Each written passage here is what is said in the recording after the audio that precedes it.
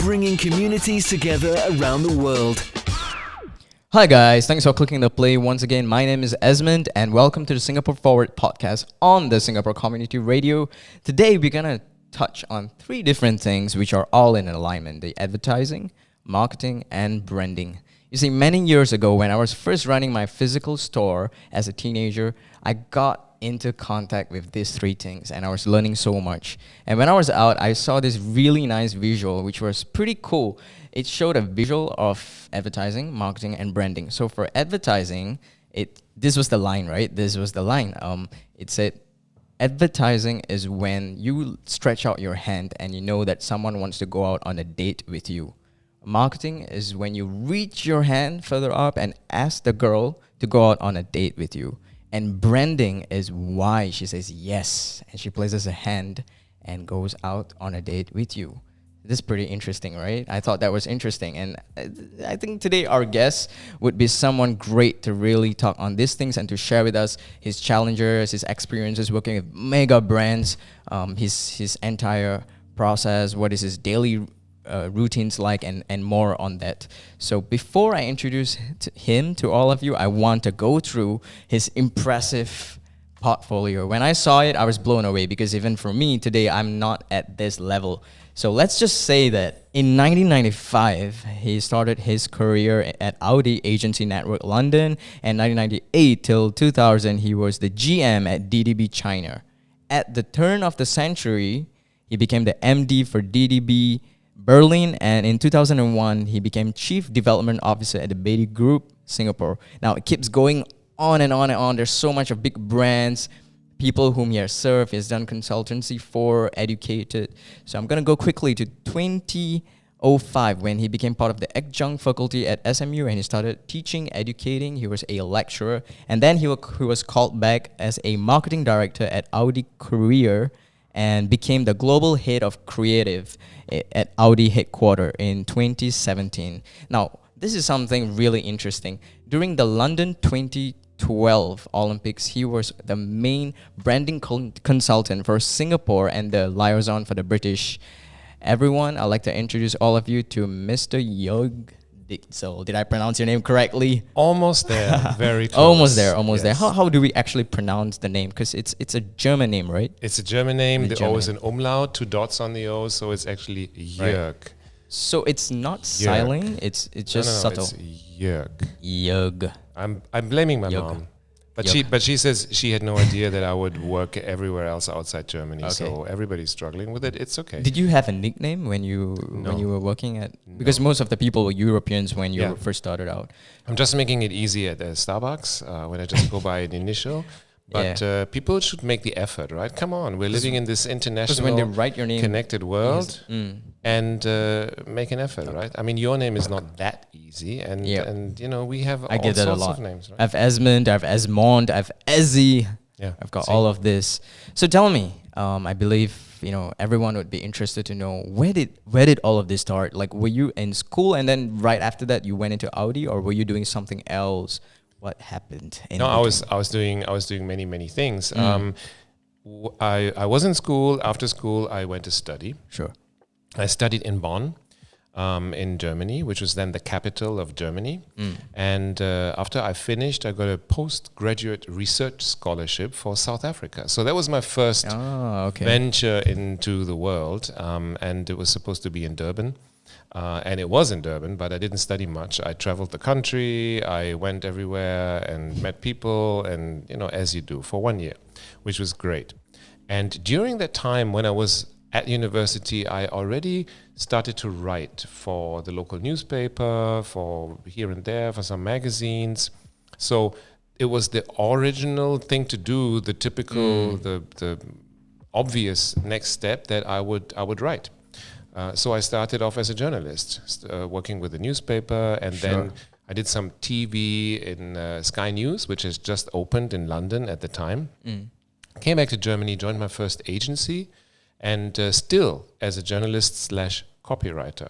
And then something happened. I found out I wasn't going to be the world's best copywriter. I'm doing okay. I can still write, a good headline, but I saw other people that were much, much better at it. At the same time, I loved handling clients and engaging clients. So I thought maybe I'm better off on the client management side and dealing with the customer of the agencies. And so I moved to that side and then worked my way up from agency to agency. And at some stage, got to work with Audi. Did you choose to work with Audi, or how did that happen? It was a curious thing. I got a call. I was in Düsseldorf in Germany with an agency called DDB. Sure. So I had some international clients that I looked after, American Airlines, which was a fun client because we got to fly to Dallas, Fort Worth once in a while to present campaigns. I'm sure that was fun. That was great. We could reroute our own flight through New York because it was their airline, right? Doesn't matter. And then I was still in the office on a Friday night at 9 p.m., which was for me not very usual. And my phone rings, and it was the CEO of the agency. Says, "Can you come up to my office?" And I'm thinking, oh, he's going to fire me, right? That's what you think, right? Scary. And I went up to the office and I said, "Look, we've watched you. You're doing great. You have two choices. You can continue in this office to work on Sony on a European basis. They just won it. They didn't keep it for long, so that was a good decision. Or you can go to London and join our agency there and coordinate Volkswagen worldwide." So I said, London, I don't even have to think about it. So I moved to London. Was that the first time you went to London? First time I worked in London. Oh, so properly on the agency side. Sure. I've done this and that, but And so I moved to London and worked with DDB London, coordinated Volkswagen worldwide for about a year or two. And then Audi saw what we were doing, and they were very different, using different strategies and different campaigns in different parts of the world. Sure. So they said, we want what you have, some kind of network. But we want to go with our independent agencies. We don't want to go with one agency because then you buy the whole package, right? And some are great, some are not so great. So can you build a network for us? And I said, yeah, I'm happy to do that. So I moved agencies within London, moved to BBH, and started coordinating what could a structure look like, how do we organize the way we develop campaigns, that we work on the same brief, that the creative can be used in different markets, and how do we present to the client so the client doesn't know where it's coming from because they may have some bias, right? The London agency is better than the Munich agency, I don't know. So we built this, and I ran this kind of in between client and agency. For the agencies, I was the client. For the client, I was the agency rep.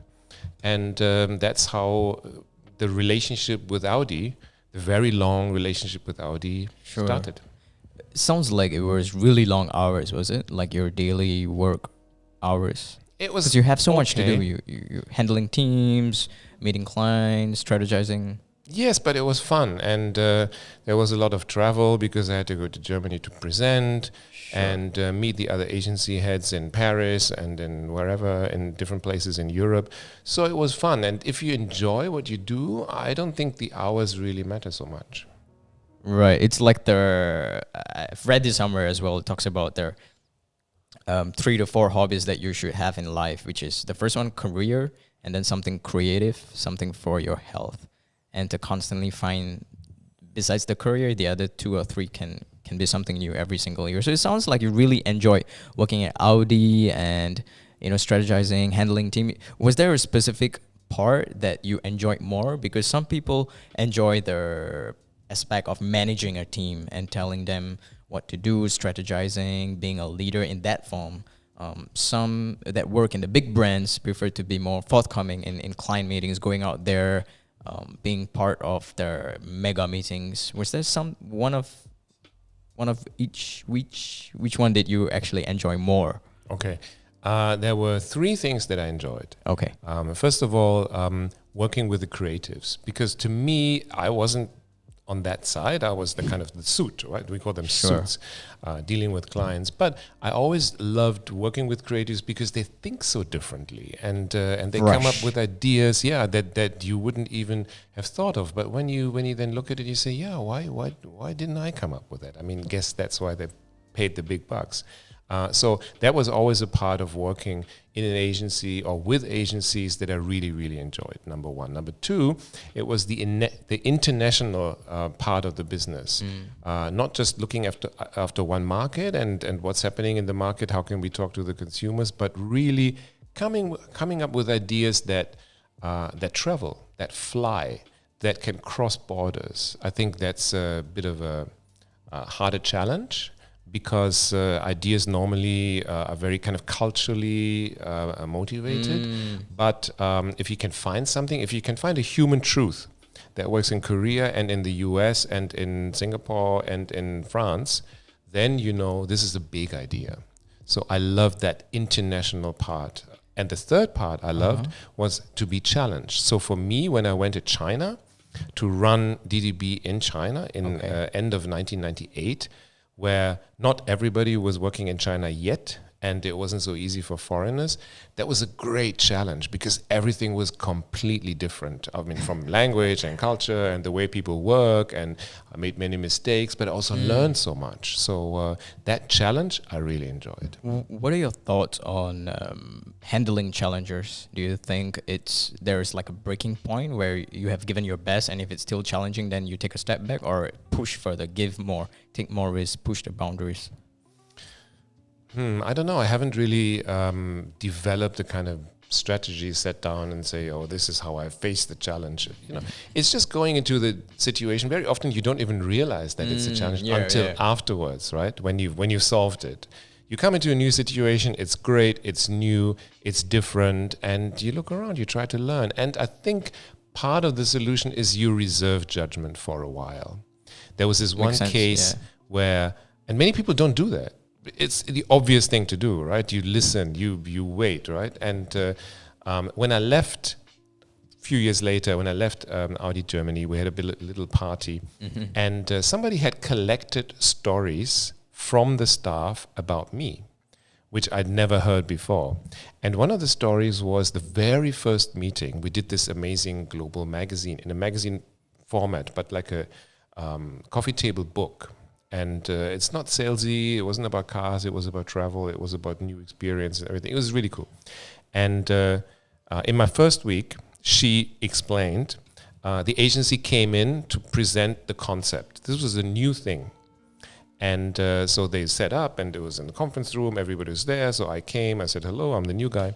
And they started to present. And I said nothing. Because, you know, they're presenting, right? And she was thinking, "Oh, this other guy, you know, the boss before, he would have jumped in after 20 seconds, right? Somebody else would have jumped in after 5 minutes.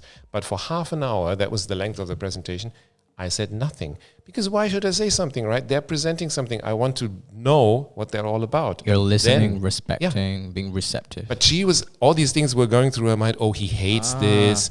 We all going to get fired." Yeah, and the perception, right? Yeah. Just based on, because in her experience, she has been encountering this. So to her, it's like, "Oh, okay, he doesn't like it. He doesn't want it. He's not going to listen to us. He's going to say no." Yeah. So how did that end? How did that meeting end? Do you remember? It ended well, yeah, because I love the concept.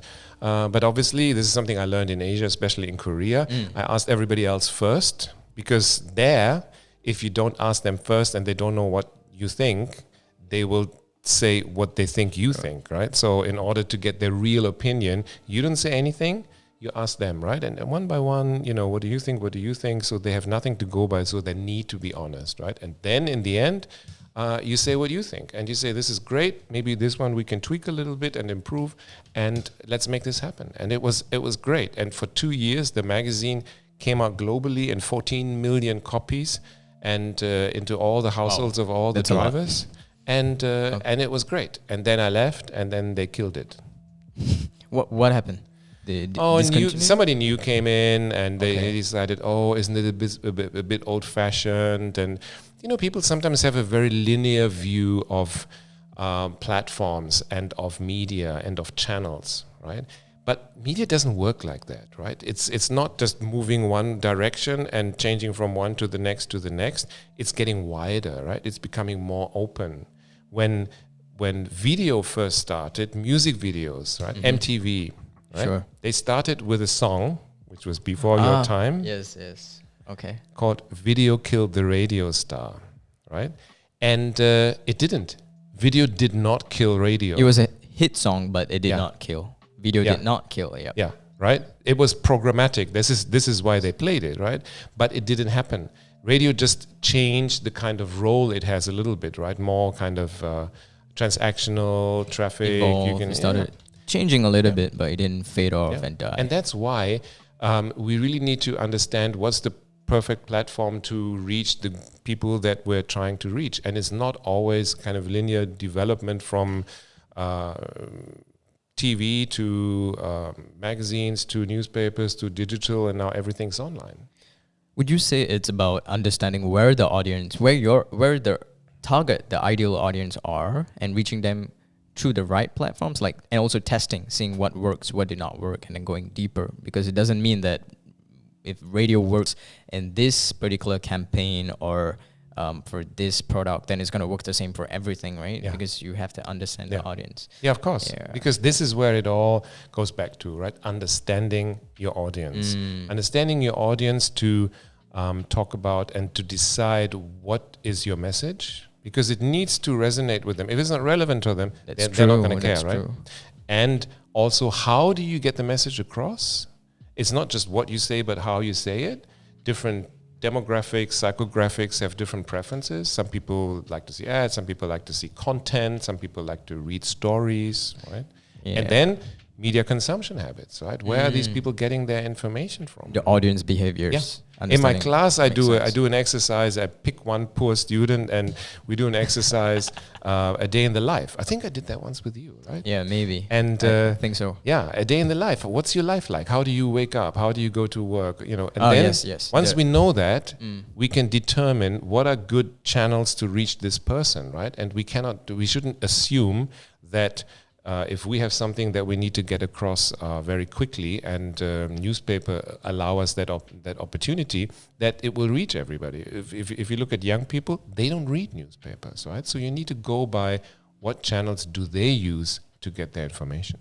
I thought that was brilliant, because even for me, being running a digital agency, that's what it's all about: listening, finding out where the audience are and reaching them, engaging with them, constantly building the relationships. But before that, you need to know where are they, what are they like, what are the behaviors, the choices. And one thing I want to point out is when you were sharing about your experience at Audi, it seems like you are someone filled with a lot of empathy. Because you're listening, you're not seeing yourself as, I'm the boss, everything I say is correct, I don't have to listen to anyone, that's it, I want to end the meeting. But you are giving the others within the team the opportunity to share, which shows that you care. You want to know what are their opinions, their thoughts, because it might give good feedbacks as well. So where did this come from? Like this sense of good leadership, empathy, the good attributes, did this stem from your childhood? Was it something that was taught to you, or you picked it up?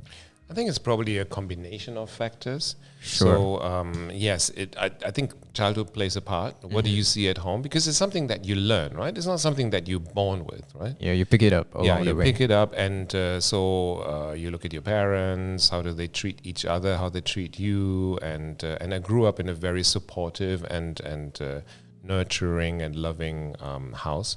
And and then you move on, right? And then school, teachers here and there. You pick and choose the kind of role models that appeal to the kind of person you want to be. And I also think over time, it gets easier, because why? You have less to prove. If you have nothing to prove, you can relax. You can let That's a people really do good their point. own thing, Yeah. right?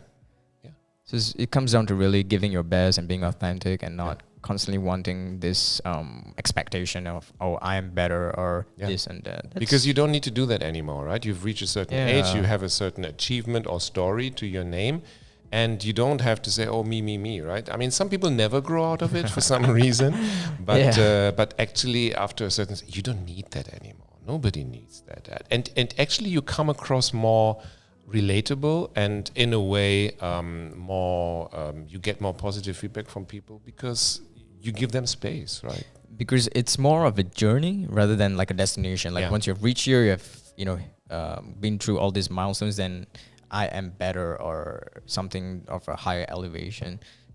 Maybe can you share a little bit more about your family? What was it like growing up you were raised in Germany, I believe. Yeah. What was it like there? What is the huge difference you felt in the children being raised in Germany and in the Asian countries, or how was your family like, your parents? Okay. I think happy to discuss this, but when we look at this, it's probably twofold. One is Sure. more kind of stereotypical. How is Yep. Germany for most people different from Asia, right? Sure. And as far as that part is concerned, obviously you have a bit less hierarchy, and you feel a bit more empowered to, I don't know, talk back to your parents or your teachers or your university professors. We had no respect for our university professors at the time.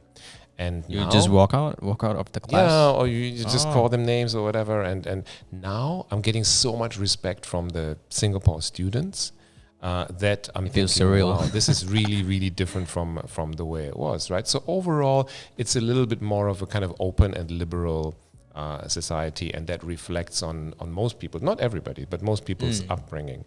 But I think the second part is, and probably more importantly, is the kind of family that you grow up in, right? Because you can still have a very strict hierarchical family, even in Germany, where you would think, oh, this is a kind of an Asian value, right? But you get that. It wasn't the case in my family. I come from a very kind of blue collar background. The area where we lived is a coal mining area. So both of my grandparents were in the coal mines, and both my granddads. And then obviously they weren't working anymore when I was born or when I grew up. And so my dad kind of self-made and did a bit of study here and there. But I was the first one who was able to go to university from our family. And so that was an interesting kind of experience, right? And lots of expectation as well, right? Because, they are making this possible for me, right? Even though it doesn't cost money in Germany, still you need to support the kid to live somewhere and all of that, right? And what was different, I think that our family was always very open to the world.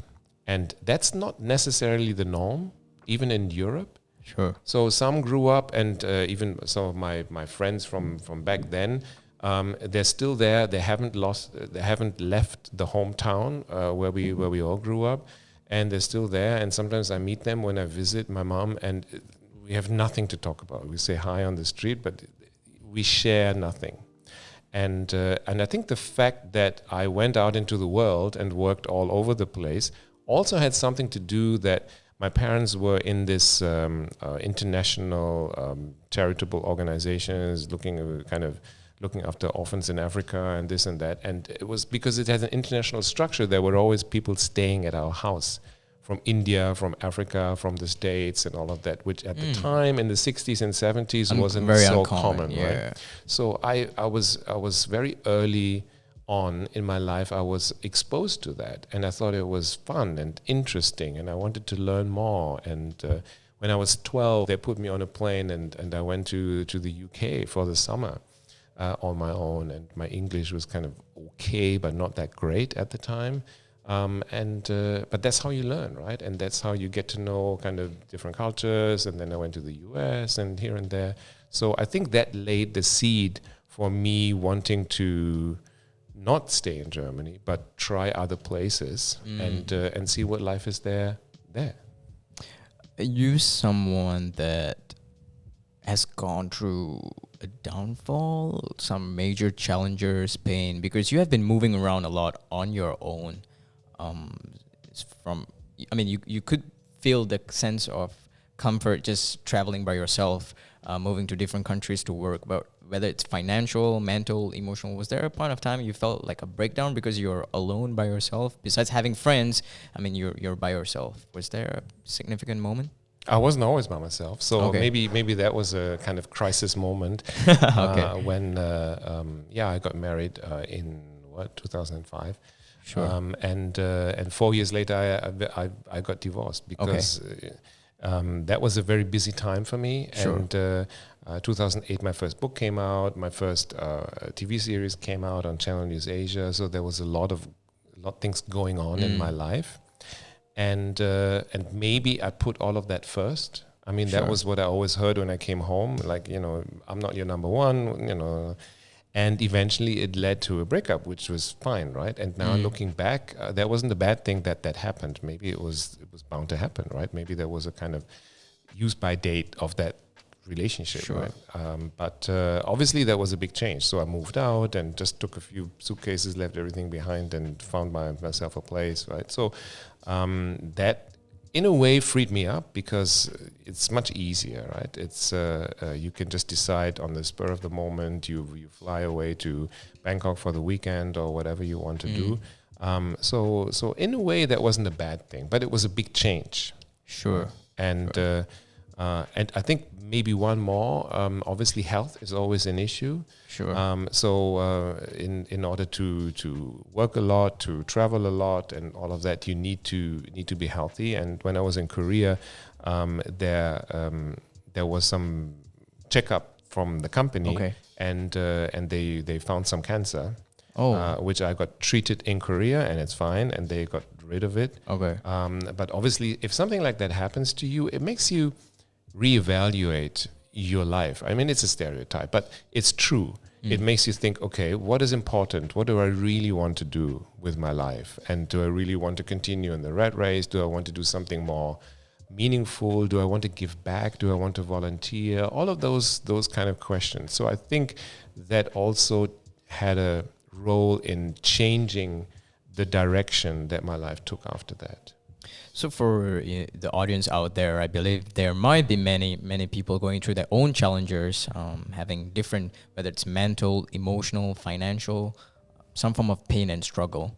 And you've had two, I wouldn't say significantly different situations, but both of them definitely affected you mentally, emotionally. There's stress, and cancer is not something that can be taken lightly, because it's something serious. It can lead to death. It's fatal. Were there some things you did that helped you to be more composed, to handle the situation better, to have some action steps? Was there anything you did that actually helped you better? Not necessarily something I did, but something I had. Two things. One is relationships with people. Sure. Once you've built them up, once you've have established relationships with people that are balanced, so you're not the only one always receiving. It's a kind of give and take. Good friends, and I have a small number of really good friends all over the world. So from Beijing to Bangkok to I'm UK, one of them, right?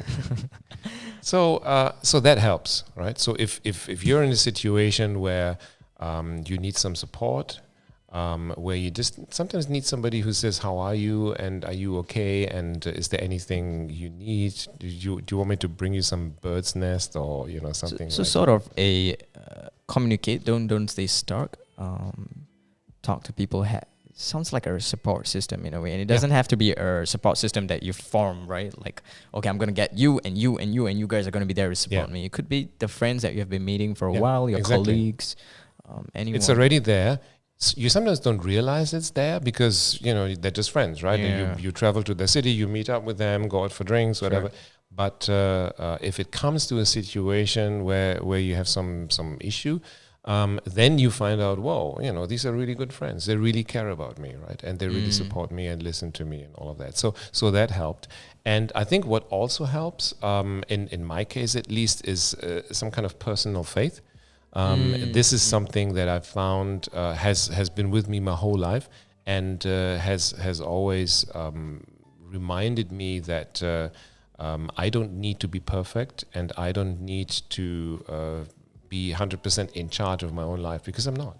And so I've always been kind of led in certain directions, and sometimes I didn't know why. I couldn't see it. And I was wondering, why did that happen? In my mind, I saw myself somewhere else, right? I saw myself doing another thing, but all of a sudden, I kind of my life zigged whether I wanted Like a to detour. zag, Yeah, right? yeah. But then with hindsight, you look back and you see, yeah, that made sense, right? And sometimes it takes a bit of time to see that that it's good to hear and listen to that kind of guidance, that if you can get it. Sure. And talking about personal faith, you just reminded me on something. So, are you a pastor? Part-time, yes. Part-time. That's your part-time. Oh, you did your full-time? research. Yeah, I gotta thank our research team. So you preach sometimes. I do, at yeah. church. Okay. Yeah, I do. Was there like a, because I believe to become a pastor you have to go, did you have to go through Bible study, go through that whole, what do you call like the system? Bit of that. Funny enough, when I started my studies, I wanted to become a teacher, and amongst the subjects that I started to study for was also religion as a subject. So I did some semesters to look into Bible interpretation. Greek, Hebrew, it was not easy. And then eventually I thought, no, maybe I don't want to be a teacher. Maybe I just concentrate on language and literature. But so I already had some of that as a background, right? And then you add to that. You study, you read books, and all of that. And maybe sometimes for those that are not full-time ministers, it's not a bad idea if they're not so perfect as far as theology is concerned, right? Because for them, it's like being an adjunct lecturer, right? I'm not an academic, but I'm bringing real life to the classroom. Same thing, right? I'm bringing real life to my messages in our little church. Because that's a really good point, actually. Yeah, it's not about I explained to you how the original text, which was written in Greek, has to be translated. No, I share about my experiences. I share about what that text says to me, and maybe I do it in a way that is a little bit more creative and a little bit more interesting than your usual Sunday morning sermon. Sure. And today you're teaching at SMU, correct? Yeah. What exactly are you teaching there? So I'm doing a number of things. The main thing is I'm teaching the undergrads at the business school, and I'm doing 2 courses. One is called advertising. All right. And the other one is called strategic brand management. Okay. Right? So it's about advertising. Communication has changed a lot, digital, whatever. Influencers, all of that. And strategic brand management is more fundamental about how do you position a brand? How do you find out where do you stand in the marketplace? What do you need to know in order to position the brand? And then when you have a positioning that is relevant to your target group and different from the competition, how do you translate it into every single point where the consumer touches the brand, which we call touch points, right? So these are my 2 main courses, and they're so much fun. I'm getting so much out of it, right? I'm doing a few more other things. I'm doing an MBA class, which is an online class together with Madrid University, which is great, and some executive education. One of the courses that you came to, that are about digital outreach, digital transformation under Skills Future. For these courses, if there's anyone out there, if they're watching this or listening to this and they actually are curious about it, where can they find more information about these courses? You go to SMU Academy, and if you Google that, so that's a part of SMU, Singapore Management University, and SMU Academy offering all these different courses, and you look for digital outreach, or you look for my name, and you see when are the next courses. They're 2 days. They're heavily subsidized under Skills Future. Heavily subsidized, yes. By the Singapore government. And they're fun. I think they're fun. It was fun. So I went for one of the courses because I'm in digital media, digital marketing, and I wanted to know more about branding because I see the importance of branding, and I was there, and it didn't really feel it felt more like everyone playing a significant role, contributing, sharing of ideas, having an audit to understand more about, because sometimes you're not aware of what you were lacking, even though it was already there, and you are able to uncover that. And there's also action steps like a plan, the things that you can do to fix it, to solve, and what the goals. It was really interesting. It was fun. So do check it out. I think if you go to SMU, take your steps, and you'll be able to figure it out soon. Yeah, and come and book. I'm sure they will. All right. So now, what do you think of advertising marketing and branding, is there one that is more important than the other? Okay. Actually, I wanted to ask you that Okay. strategy that you told us at the beginning with the Sure. outstretched hand and everything, has Sure. that been successful? I would say from my personal experience running a business and doing everything so far,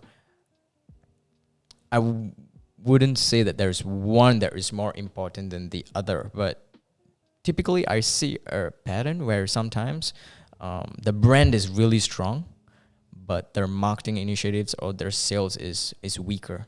Okay. But the relevance of the brand is present. People know the brand for this. And then there's the opposite as well. The marketing could be strong, the sales, but the brand is just known for doing everything and anything, and there's no specific focus. And I think that really affects a lot of things. Therefore, I think the alignment is important, how you advertise and market, because today advertising and marketing, it's interlinked. And then there's branding, and branding is such a huge aspect that many people do not give importance to, and they give importance to it like after a few years when it's supposed to be probably at the start. Yeah. What are your thoughts? There's a few misconceptions in this field, right?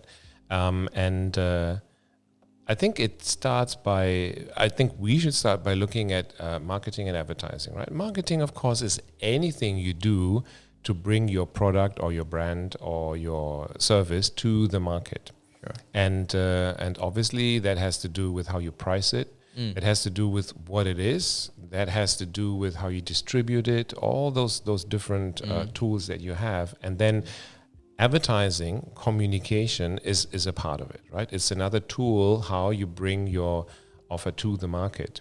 But it's not the only tool, right? And there's many other things, right? So advertising is part of the overall toolbox that you have for marketing. Whereas branding is, interestingly, people would say marketing, branding, advertising. But actually branding is bigger than even marketing. It's almost right at the top, right? Yes. Because it's no longer it has about to be at the top. what you're saying. It's more of what the audience are saying about the brand, about the business. Yeah. That's the big challenge about branding, right? Because branding is everything else is what you think you should do, what you are saying, and what you believe, and everything, and then you put money behind it, and you get that message out, right? And hopefully people believe it or not.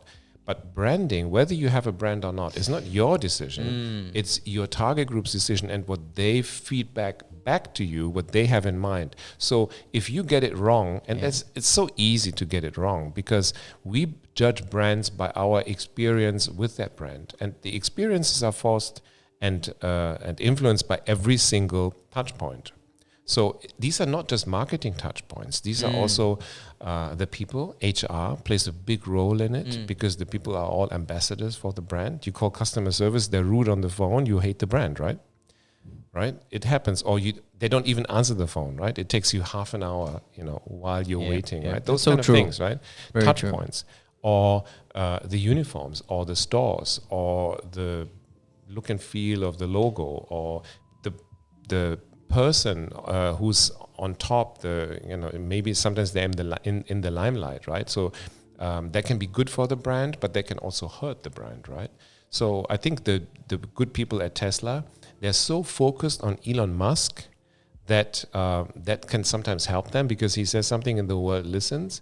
But if he says something that is a bit off or a bit kind of weird or something like that, right?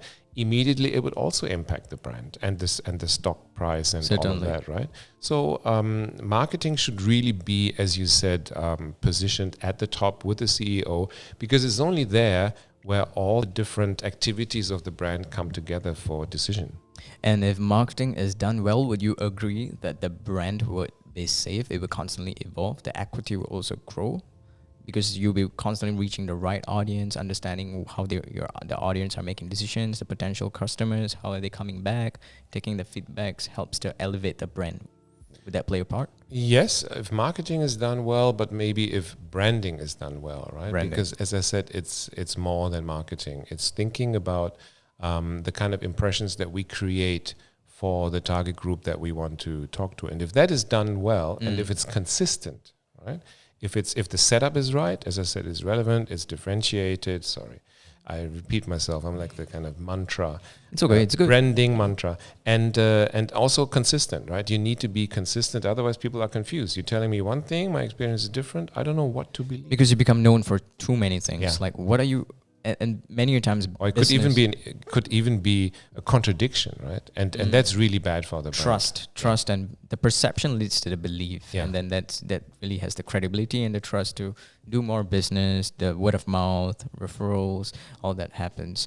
Okay, what do you think is one of the main challenge that business owners, entrepreneurs, or anyone that is intending to start or are already in business, what is the mistakes they make when it comes to branding?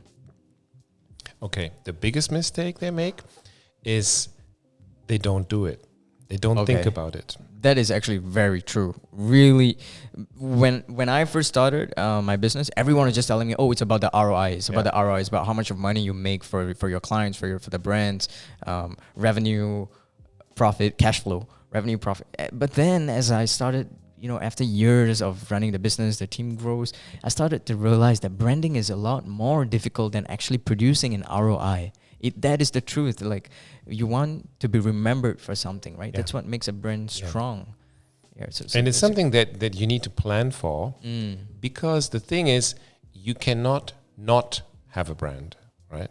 Yes. Whatever you do, you will have a brand. Even us, right? Like, I have my it's name. just a I have my matter of identity. exactly. We're brands too, right? Yep. And sometimes we consciously or not so consciously think about how do we want to be perceived, right? But businesses, startups, they have so many other things, as you said, to think about, to worry about, from the product, the service, the production, the distribution, the pricing, competition, all of that they don't think of the brand immediately. They think of the brand maybe later. Much later. Most of the time, That could be too late, because they would already have a brand, just not one that they thought about, right? They would already have a name, because you need to have a name. Otherwise, how can you exist, right? So, but maybe it's not something where somebody sat down and thought about what would be a good name. And they just came up with some crazy ass idea, and that was the name, right?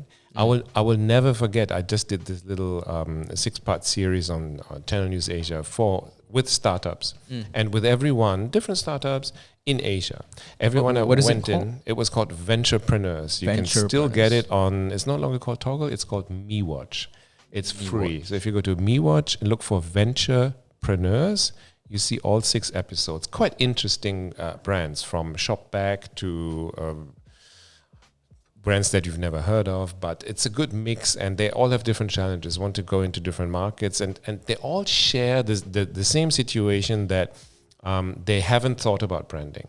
So now all of a sudden they think, what's with the brand? Or I come in, somebody like me comes in, there's this one brand, they do locks, right? It's a great brand.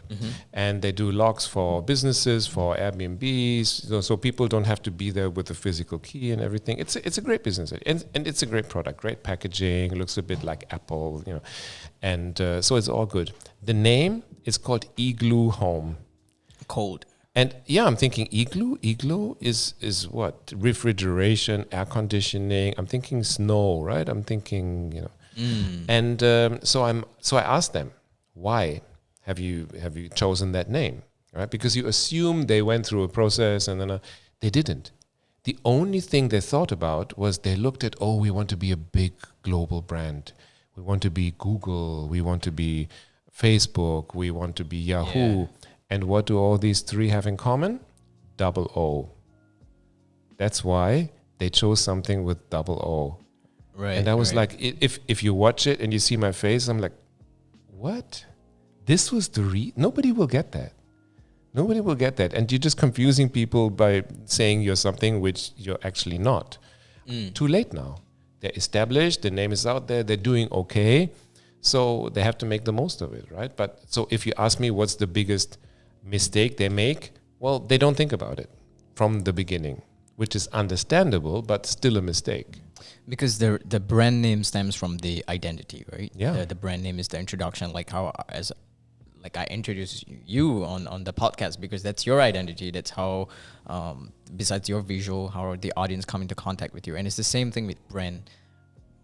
What you said perfectly, which is the experience. So very first point is the brand name, the colors, the creative aspect of things. Who are they serving? What problems are they fixing, etc., etc.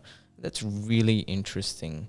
And from your perspective in today's, with digital technology, the transformation going on, or what certain prominent figures say, the new world order, how do you think this new digital age is going to cause or have a link with the business world, especially with the way marketing and branding is being done today?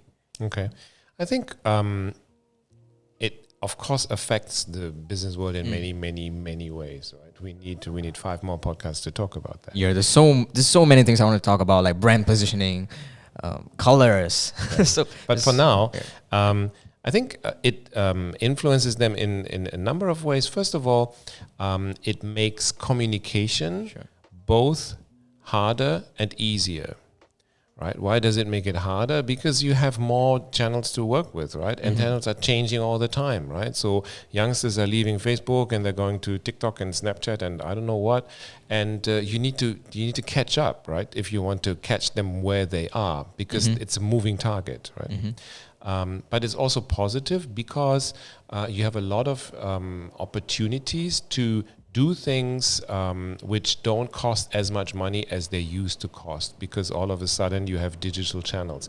Yesterday I gave a talk for non-for-profits, branding for non-for-profits. Sure. And so they said, how can we communicate? We don't have big budgets, because they don't, right? And even if they have, they cannot be seen to be spending it because it's a bit frivolous to spend it on advertising. Sure. Because it comes across as, oh, you're a non-profit. How are you putting out this amount of cash? And this is people's donations, right? They should go to the blind and the poor and whoever, right?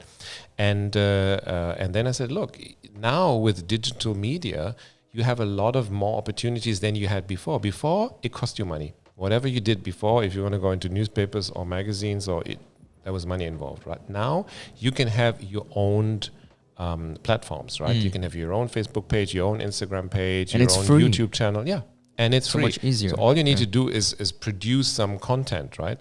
And you probably have, if you're a non-for-profit, you probably have interesting stories to tell about the people who have been helped out of poverty, whatever, right? So I think the digital revolution that we see is also an opportunity for many who weren't able in the past to get their message out in a effective way, to do that without breaking the bank. So it's a good opportunity. We just need to be balanced and careful the way we use it, right? Because of course, because of that, all this kind of information comes through, fake news comes through, people panic buy, and all of that, right? So that's the downside, I guess. Oh man, and talking about this, so now with the coronavirus going on, a lot, which is quite normal, a lot of business owners, entrepreneurs, I mean, if the public are already so frightened and scared, then business owners are also going to be shaken, and they are already shaken. Yeah.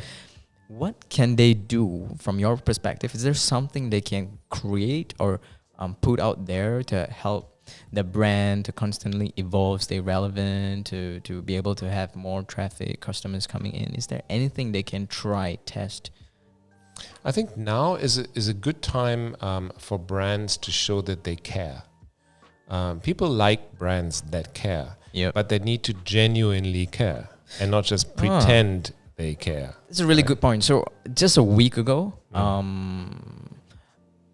I sat down with my team and we do digital marketing, right? And we specialize in the healthcare and education, but we do delight clients and brands in other niche. So I was telling them, how about we create a video that is actually talking a little bit about the coronavirus. We establish that we are not doctors or ministers, but we talk about it, and we empower them to constantly move forward, propel forward, to make decisions, to have more empathy, gratitude, grace, rather than to be selfish, to operate from scarcity in the mindset.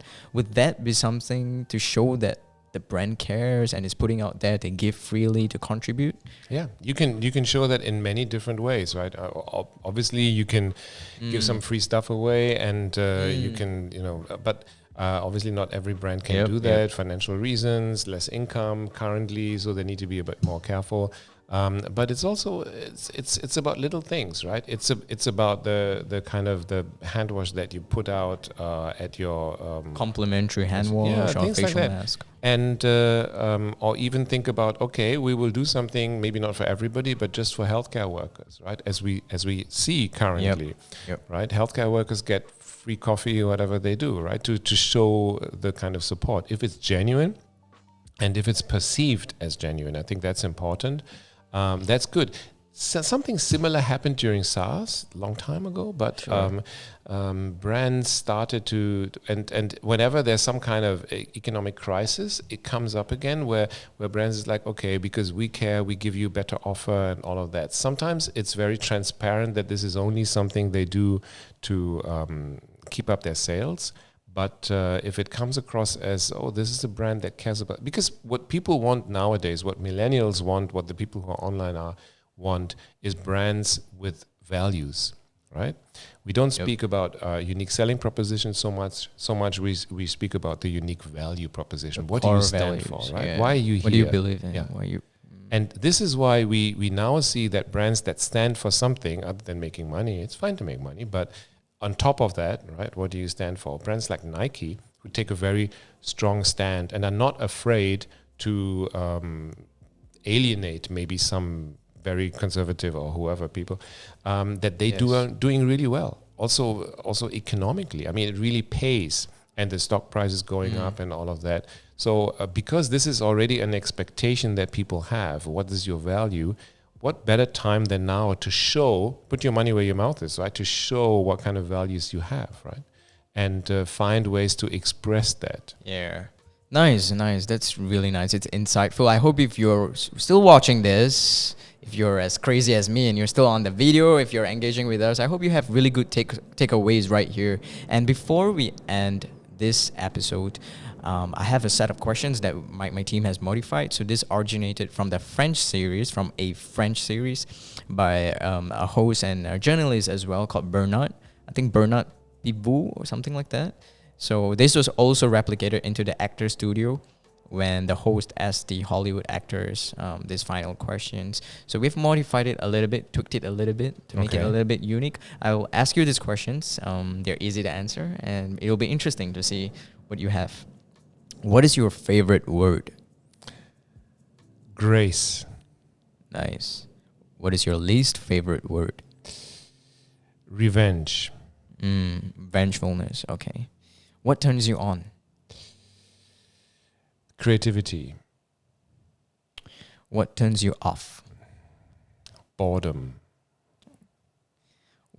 What is your idea or definition of happiness?